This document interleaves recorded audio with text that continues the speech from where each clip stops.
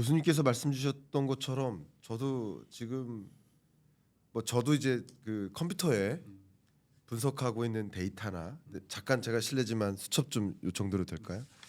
이제 우리 교수님은 제가 한번 살짝만 보여드리겠습니다.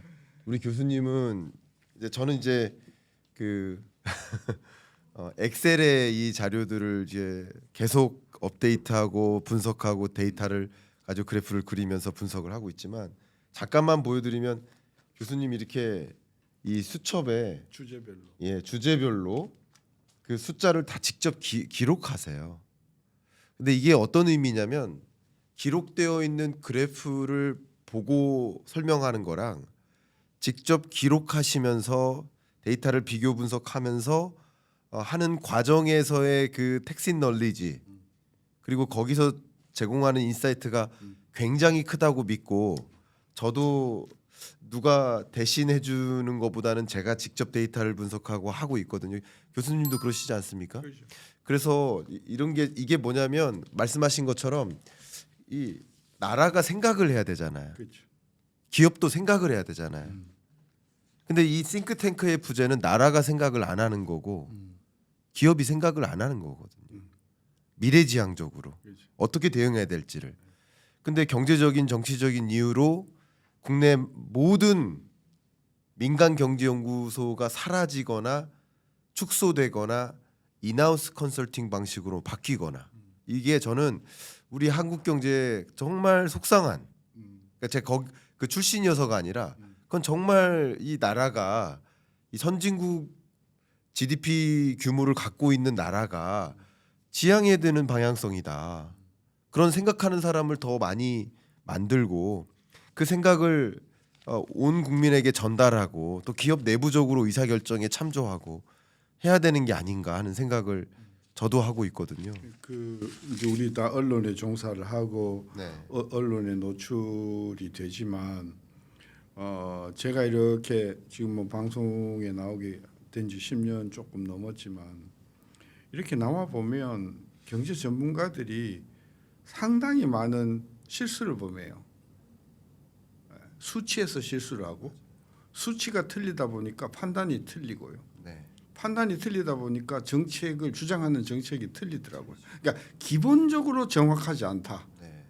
저는 그래서 적어도 다른 사람은 내가 모르겠으나 나만은 데이터에 좀 정확하자. 예. 그런 차원에서 제가 이 자료를 굉장히 편해요. 뭐 인터넷에 치면 왜 없겠어요? 다 있지. 근데 인터넷 자료는 지금 마음대로 편집을 했기 때문에 내가 필요로 하는 그 자료를 신속하게 공급하지 못해요. 그래서 저는 제가 필요로 하는 쪽으로만 자료를 제가 직접 정리를 하는 것인데 그래서 이 정확성, 정확하게 그 언론이나 이 방송 매체들이 소위 전문가들이 정확하지 못하다. 이제 그 부분을 우리가 좀 반성을 해야 되고 특히 이제 우리가 논쟁이 붙었던 게 금리 논쟁이잖아요. 금리를 내려야 된다고 막 계속해서 주장하면서 그분들 막 계속해서 공통점이 있어요. 뭐 우리나라가 엄청 위기라는 거예요. 근데 제가 그 엄청 위기라는 이야기 지금 20년 전서부터 빠지지 않고 제가 들었거든요. 네. 물론 어렵지. 예. 근데 그 어려운 게 다 위기냐고. 아니죠. 그런 면에서 우리 국민들한테 불필요한 공포심을 저는 주는 거는 저는 피해야 된다. 저는 그래서 경제가 어렵다 그러잖아요. 아까 우리 앵커께서도 잠깐 말씀하셨지만 금년 성장률이 얼마냐고요. 2.2% 20 나온단 말이에요. 예. 2.2가 왜 경제 위기냐고요. 위기는 아니죠. 아니죠. 예? 그러니까. 근데 그걸 가지고 위기라고 도매금으로 해가지고 금리를 낮추자고 하면 매우 이건 무책임한 사람이다. 예? 경제가 2.2면 선방이다. 물론 2% 성장임에도 불구하고 지금 거의 마이너스인 섹터가 있다. 네. 그 부분을 정부가 들여다봐야 된다. 이렇게 이야기하면 제가 수긍을 해요. 네. 근데 뭐 2.2%를 가지고 이걸 위기다고 하면 네. 도대체 그 뭐 몇 퍼센트가 위기가 아니고 예를 들면 한 4%는 위기가 아니겠지? 4%가 가능이나 하냐? 이제 그런 면에서 기저 효과를 빼면 말이에요. 그래서 이 우리 언론에 계신 분들이 너무 그 데이터하고는 동떨어진 근데 정치인들은 그런 이야기 많이 해요. 특히 야당은 맞아. 맨날 위기라는 거예요. 지금도 뭐 그 이야기 나오잖아요. 추경하자고.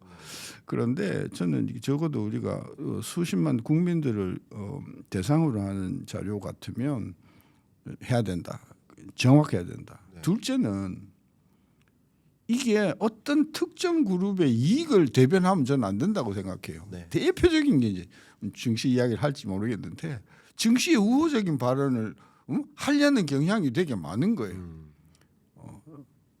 그거는 정확하지가 않고 올바른 것이 아니죠. 그러니까 전문가가 자기 가지고 있는 정보와 판단을 가지고 정확하게 이야기해 줘야 되겠죠. 제가 발언한 거를 뭐 예를 들면은 IFS나 다른 쪽에 제가 일주일마다 한 번씩 쓰는 기구가 있지만 미국 금리 재작년에 작년에 엄청 내린다고 했거든요. 네. 그리고 금년에 엄청 내린다고 그랬어요. 뭐 4번 5번 내린다고 막 그랬잖아요. 네. 그리고 금년에도 내년에 뭐 4번 5번 내린다고 그랬어요. 네. 그죠? 근데 그 사람들이 뭐를 안 읽고 하는 이야기냐면 지금 미국의 물가가 제대로 잡히고 있는가? 맞아. 안 잡히고 있잖아요. 특히 연준이 보고 있는 개인 소비 지출 물가는 특히 근원 물가의 경우에는 지금 6개월째 보합이거나 올라가고 있어요. 네. 6개월씩이나 그것도 목표가 2.0인데 지금 2.8이거든요. 맞습니다.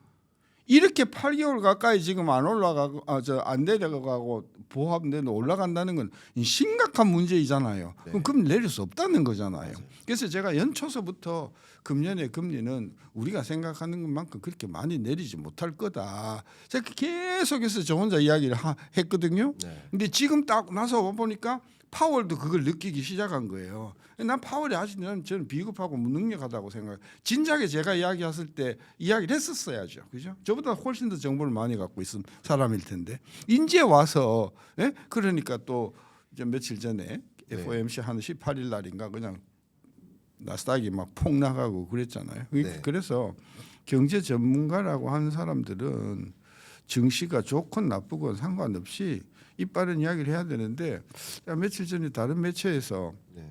증시에 대해서 좀 비관적인 이야기를 했더니 또 어마어마하게 낙성 댓글이 달렸더라고요. 그래서 조심스럽긴 한데 네. 우리 방송에 그 노출되는 전문가들이 어떤 이해에 휘둘리지 않고 데이터에 입각해서 자기 나름대로 정확한 판단을 해주는 게 결국은 긴 난목에서 보면 국민에게 도움이 되는 거죠. 좋습니다. 아마도 이렇게 강하게 말씀 주셨던 그 조언들은 그러니까 싱크탱크의 부재 혹은 그 연구자들 전문가들의 이 숫자에 대한 올바른 판단 미스, 그리고 정의에 대한 미스. 예를 들어서 경기 침체의 어떤 사이클 상에 있는데 그걸 그냥 경제 위기라고 한다든가. 저 정말 그거 싫어하거든요. 가계부채 위기를 뭐 얼마나 내 기억에는 2006년서부터 가계부채 900조 할 때부터 그 가계위기라고 그랬거든요. 지금 2000조가 되고 있는데도 응? 그래서 그때 위기가 됐던 이게 우리 국민들이 이게 이제 연구소의 문제이기도 하고 언론의 책임이기도 해요. 김모모 교수 당신 작년에 나와서 위기라고 했잖냐. 근데 위기가 왔냐 안 왔잖냐. 당신의 발언에는 문제가 있어. 이렇게 지적을 못하는 거예요. 왜? 그 사람이 첫째 뭔 말을 했는지를 몰라. 그 뭔 말을 했는지를 따져보는 경우는 언제냐. 그 사람이 장관이 되거나 그 사람이 청문회를 하거나 특별히 주목을 받아야 할 때 네. 그것도 특히 반대쪽에서 예. 꼬투리를 찾아내는 거죠. 그죠? 그런 면에서 제가 이렇게 40년 쭉 이렇게 일을 해보니까 첫째 우리 국민들이 잘 까먹어. 내가 무슨 이야기했는지를 잘 몰라. 신 교수가 제 자랑 같지만 신 교수가 지적한 것을 조금이라도 기억을 하면 평가가 좀 달라질 거예요. 왜냐하면 97년 IMF 터지기 전에 96년에 제가 대한민국에 심각한 외환보유고의 문제가 있다 지적을 했었거든요. 근데 아무도 그다음에 2008년도에 금융위기가 터졌을 때도 정부는 뭐라 그랬냐면 우리 외환보유고가 2,600억 달러인데 전혀 문제 없다 그러고 그냥 뻥 터져가지고 그죠? 스왑해가지고 600억 달러 가지고 메꿨거든요. 네. 그러니까 그 정확하게 알고 있는 사람한테는 문제는 굉장히 심플한 거예요. 지금 우리 환율 문제 아니에요? 문제죠. 네. 올라가고 문제죠. 네. 왜 환율이 올라가죠? 여러 가지 이유가 있는데 네. 지금 한국의 달러가 부족한 거예요. 달러가 네. 부족하거나 또는 부족할 거다. 근데 왜 부족한지 아세요? 외국인들이 돈을 빼내가서 부족한 게 아니에요.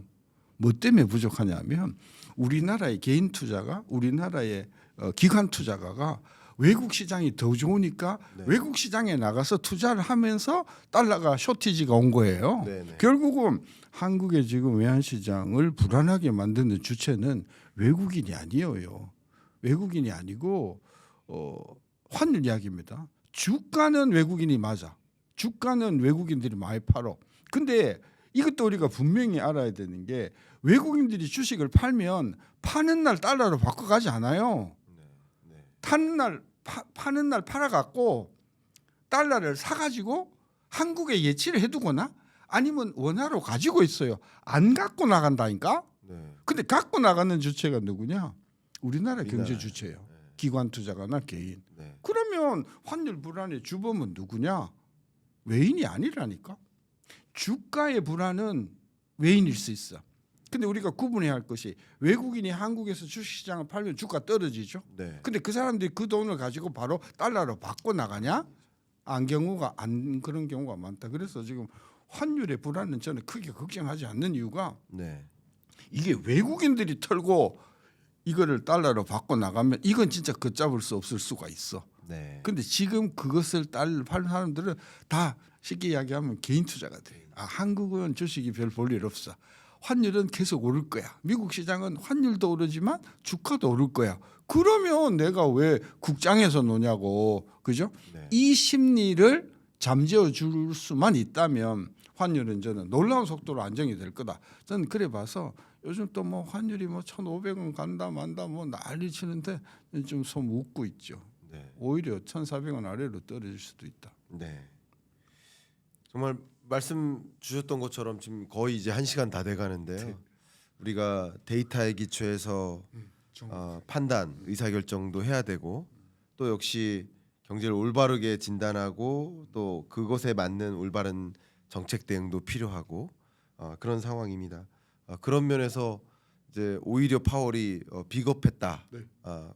데이터에 기초해서 의사결정 내린다고 해놓고 그렇게 안 했잖아요. 결과적으로. 예. 말씀 주신 대로 PCE 물가 근원 PCE 물가 상승률도 2.6% 정도까지 떨어졌다가 2.6, 2.6, 2.7, 2.8 이 근원 물가가 다시 상승률이 반등하는 건 추세적인 것이기 때문에 당장 다시 2%로 내려가려면 상당한 시간이 걸릴 거라고 보거든요. 그렇죠.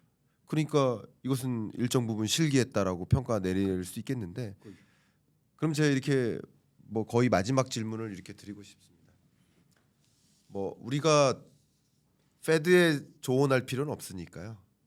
페드는 어쨌든 이 금리 인하의 어떤 움직임을 더디게 가져갈 수밖에 없는 여건에 놓인 거죠. 더 신중하게 금리 인하를 해야 되는 상황에 놓인 거죠. 어쨌든 실기한 건 실기한 거니까요. 그럼 이제 한국은행 우리나라의 그러니까 재정 정책 관점에서도 우리가 논의는 해야 되겠지만 통화 정책 관점에서 우리 경제를 교수님은 어떻게 진단하고 계시고 그리고 뭐 중립금리라고 해야 될까요? 우리는 어느 정도의 금리를 향해서 통화 정책을 운용하는 게 적절할 것인지에 대한 통화 정책 관점에서의 조언을 끝으로 여쭙고 싶습니다. 뭐 금년 한 해 내내 이제 그 세간의 이슈가 된 게 이제 금리 인하인데 이제 금리를 인하해야 된다고 주장하는 사람들의 가장 근본적인 그 원인은 경기가 너무 나쁘다는 거예요. 네. 근데 지금 2% 성장이면 나쁜 거 아니에요. 일부 나쁜 부분이 있지만 그것 때문에 기준금리를 낮춘다라고 하면 그 매우 잘못된 거다. 지금 예를 들어서 관절이 조금 아파서 그 관절에 패치만 하면 되는데 그거 관절을 그 통을 없애기 위해서 그 진통제를 그냥 할 수는 없는 노릇이다. 저는 그런 관점에서 내년도 이제 통화 정책을 어떻게 가져가야 되냐. 경기가 나쁘다고 기준금리를 낮추면 안 된다. 첫째고. 네. 둘째, 금리를 낮추면 왜 문제가 생기냐면은 지금 환율이 굉장히 불안해질 수 있다. 네. 따라서 환율 불안 차원에서 이 금리를 한국은행은 그래서 금년 내내 한국은행이 금리 낮추는 것에 굉장히 신중하고 욕을 먹으면서까지 낮추지 않았던 근본 원인은 환율이다. 네. 환율이 사실은 미국보다 지금 거의 2% 포인트 유지된 게 지금 몇 년 됐어요. 한 2년 정도 됐는데 그 동안은 다행히 원화 환율이 내려갔어. 원화가 강세가 되어줬어. 그렇기 때문에 금리 차가 뭐 1.75% 유지가 되어도 무리가 없었어요. 근데 지금은 그게 이제 상당히 지금 트럼프가 들어오면서 바뀔 처지에 있잖아요. 네. 따라서 한국은행이 금리를 어떻게 가져가냐 하는데 제일 먼저 한국은행이 들여다봐야 할 변수는 이게 환율의 불안을 초래할 것인가. 그런 관점에서 금리를 내리면 저는 굉장히 불안해질 가능성이 있다.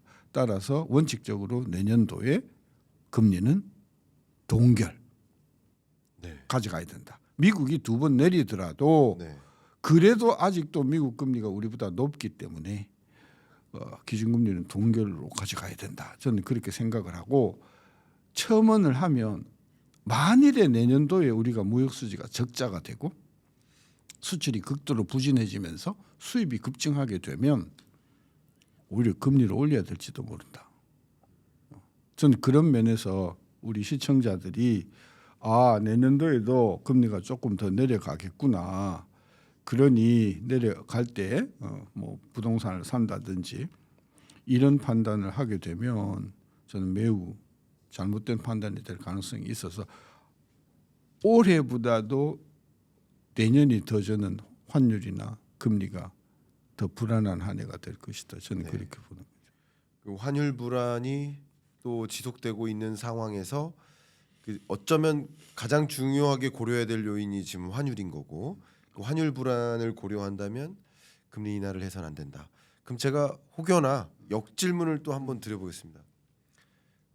내년 그러니까 25년 경제 성장률이 만약에 1% 초반으로 간다거나 그러면 또 맨 처음 교수님께서 말씀 주셨던 0%도 피할 수 없다라고 말씀 주셨는데 그 상황으로 가거나 첫 번째 경기가 그러니까 경제 위기까지는 아니지만 굉장히 어려운 경기 이런 경제로 치닫고 두 번째 그와 동시에 우리나라 물가 상승률은 더 낮잖아요. 2% 언더지 않습니까?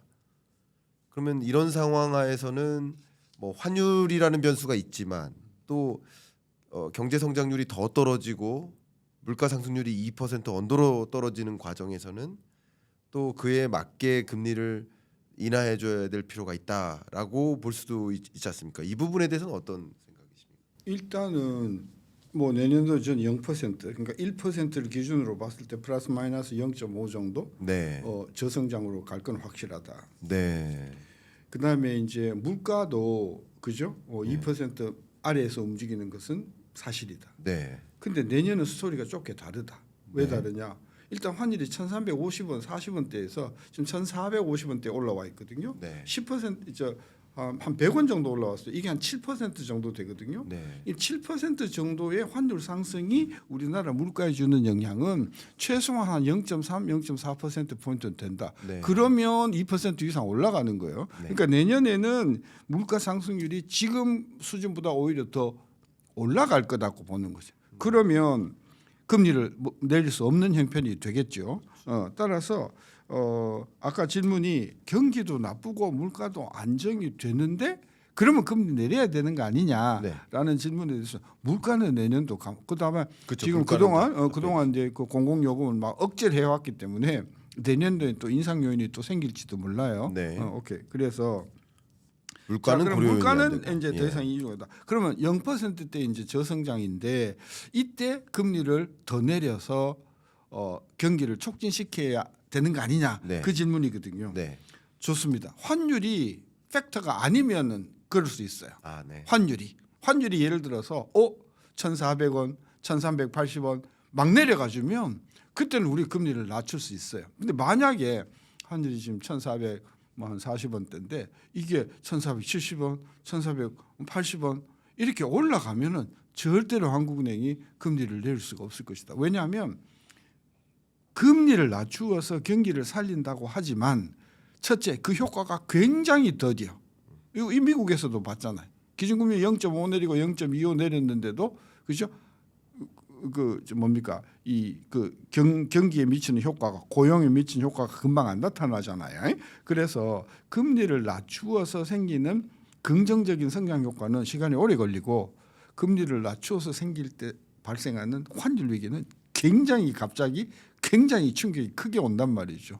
그런 관점으로 봤을 때 적어도 한국은행 총재 제가 판단하는 한국은행 총재는 설사 성장률이 0%대 간다고 하더라도 경기를 살리기 위해서 기준금리를 내리는 카드는 쓰지 못할 거다. 왜냐하면 환율이라는 변수가 너무 큰 변수가 있기 때문에 그리고 아까 제가 0%인데 0%도 이게 0.9냐 0.1이냐 엄청 차이가 있거든요. 예. 그래서 저는 내년도 0%라는 거는 0.0%대로 간다는 게 아니고 0.9와 1.1 사이에서 네. 간다는 거기 때문에 그 정도 성장에서 기준금리를 낮추면 도대체 얼마를 낮춰야 성장률이 좋아지겠냐. 저는 그런 관점에서 설사 경기가 조금 나빠지더라도 금리 카드로 경기를 살릴 수 있는 그런 환경은 안 된다. 단 국제적인 요인 때문에 환율이 자고 있나니까 달러가 약세가 돼가지고 이게 막 1,430원, 1,400원, 1,370원 이렇게 떨어져 주면 저는 금리를 낮출 수 있는 여건이 된다. 저는 그렇게 봐서 맞습니다. 환율을 좀 들여다봐야 된다. 그러니까 통화 정책 관점에서는 어쨌든 금리 인하냐 동결이냐라는 의사 결정을 내림에 있어서 고려해야 될 것들이 물가 안정 여부와 뭐 경기 안정 그리고 이 외환 시장에 관한 환율 이 여러 가지 요소를 고려해야 되겠지만 환율이라는 이 변수가 없다면 뭐 금리 인하를 단행할 수도 있겠지만 환율이라는 이 문제를 안고서 금리 인하했다가는 더 큰 충격이 있을 수 있다라는 교수님의 경제 전망, 물가 전망에 기초한 말씀이셨던 것 같습니다. 그 부분도 충분히 여러분들께서 그렇게 판단할 수 있겠구나 하는 여러분이 혹여나 보지 못하셨던, 보지 않으셨던 그 측면들을 오늘 교수님의 어떤 인사이트로 제안을 주신 것 같습니다.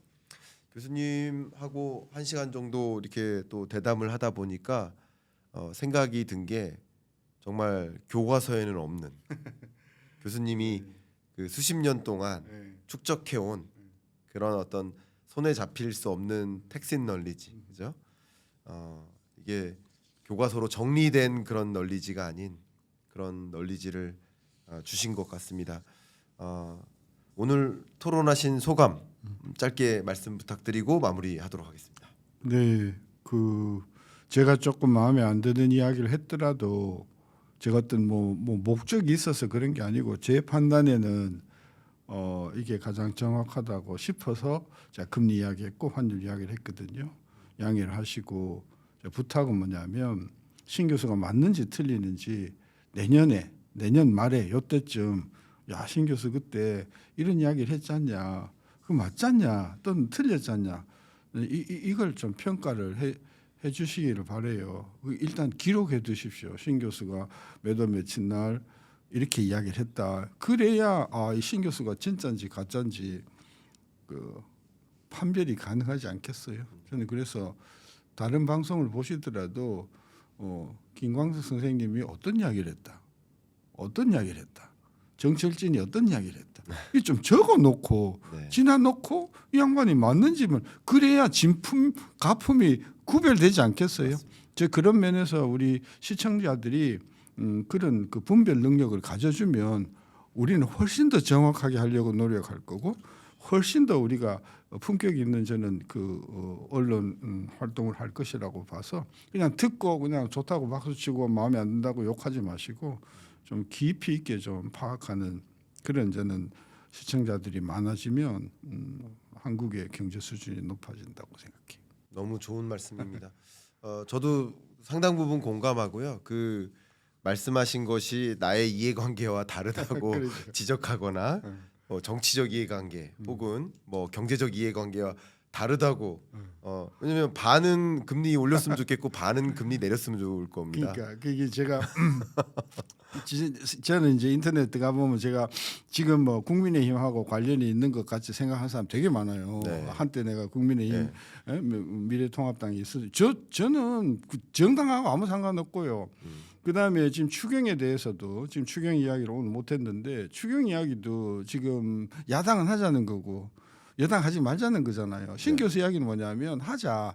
기상계엄 때문에 생긴 충격을 보완하는 한도 내에서 추경은 필요하다. 그러면 지금 당장 정부가 또는 정치권이 해야 할 일이 뭐냐면 추경 때문에 무슨 피해가 왔냐. 추경 때문에 피해를 입은 사람이 누구냐. 얼마를 입었냐. 그 규모가 예를 들면 뭐 5조면 5조, 10조면 10조다. 그러니 이걸 하자. 이게 이렇게 돼야 되는데 그냥 추경을 하자라고 하니 네. 저는 그 매우 무책임. 그래서 제가 최근 신문에 그런 이야기를 썼어요. 과학적인 추경을 하자. 첫째, 비상계엄으로 충격이 어디에 왔는가?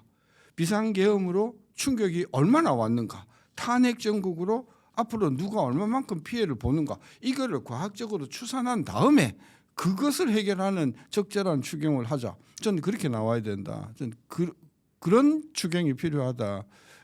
저는 그런 생각이어서 신 교수는 정당과 상관없습니다. 저는 항상 국민의 편에 특히 소상공인과 중소기업을 우리가 육성해 줘야만 미래가 있다고 보는 사람이라서 제 댓글을 보면은 전부 다 꼴통 보수 이야기 너무 많이 달려갖고 그걸 이 자리에서 아니 속상하진 않는데 예. 나 그런 사람 아니고 예. 사실 지금 야당 쪽 민주당 쪽에서도 저를 잘 아는 사람들은 신 교수는 굉장히 자기네들 생각하고 비슷한 데가 많다 이렇게 생각을 하고 또 지금 또 국민의힘이나 지금 여당 쪽에서는 쟤는 완전히 좌파다 이렇게 판단할 정도로 네. 저는 완전히 이제 국적 없는 사람이 됐거든요. 네. 그래서 네.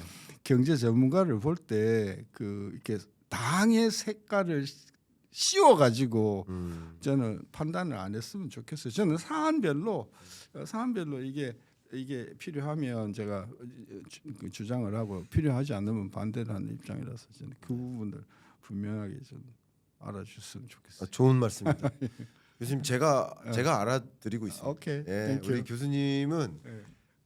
정말 우리 정치적으로도 조언도 하셔야 되고 정책적으로도 조언도 하셔야 되고 기업의 경영 전략적으로도 조언도 하셔야 되는 거고 요청이 있다면 적극적으로 제안을 해주셔야 됩니다. 그건 어떤 야당이든 여당이든 다 하실 수 있는 것이고 다만 교수님이 이제 경기를 판단하고 진단하실 때 보면 정말 이해관계를 떠나서 그 나라 경제에서 뭐가 맞는지 혹여나 교수님이 틀리실 수도 있죠. 예, 틀리실 수도 있죠. 그러나 그건 어떤 견해를 가지고 하시는 게 아니라 분석이 틀리거나 틀릴 수도 있지만 네, 교수님의 진단과 분석하에는 그게 옳다라는 주장과 의견을 주신 거니까 그 부분에 대해서는 절대 가감 없이 그런 부분을 가지고 판단하지는 않으시길 저도 부탁을 한번 드립니다. 저도 같은 입장입니다. 그런 입장은 네. 이렇게 또 소중한 토론 진행해 주셔서 감사하고 네. 새해 받으십시오. 미리 복 많이 받으십사. 고맙습니다. 네. 감사합니다.